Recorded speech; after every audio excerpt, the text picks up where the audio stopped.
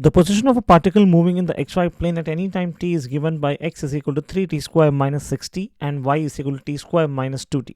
Identify the correct statement from the following.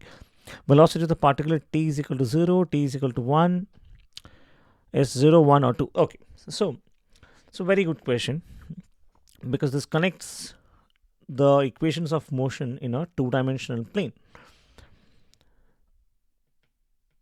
Let's start solving this question by writing down the given equation. So what is given? X is given to be 3t square minus 60 and y is given as t square minus 2t.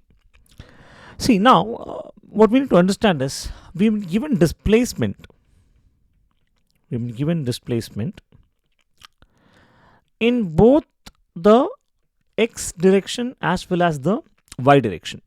Now we know that the rate of change of displacement is nothing but velocity, which means dx by dt is also velocity and dy by dt is also velocity. But then what is dx by dt? Dx by dt is velocity in the x direction, and what is dy by dt is velocity in the y direction. So Vx would be equal to d by dt of 3t square minus 60 and dy by dt will be equal to d by dt of t square minus 2t. What is Vx is equal to? 60 minus 6, and what is Vy is equal to 2t minus 2.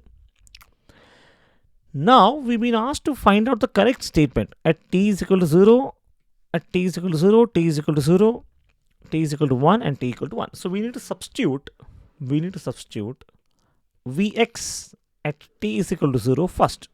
So what do we get? We get 6 into 0 minus 6 and Vy is equal to 2 into 0 minus 2.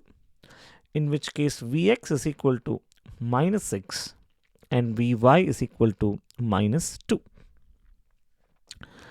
Now let us bring the concept of resolution of forces. See, if a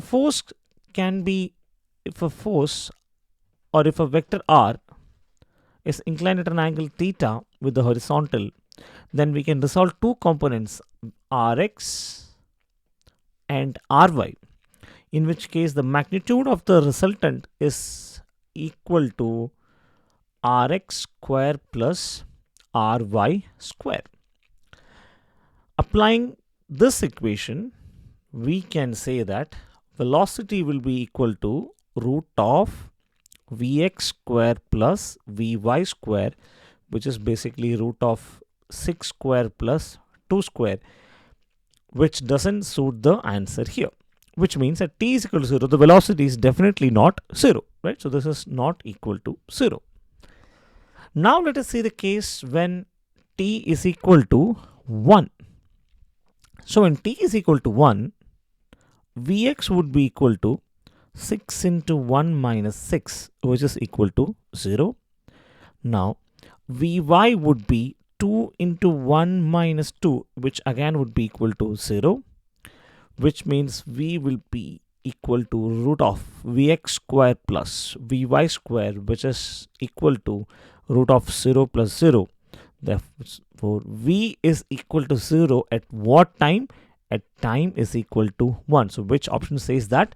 So velocity of the particle is at time t is equal to 1 is 0 meter per second. So the correct option is option C.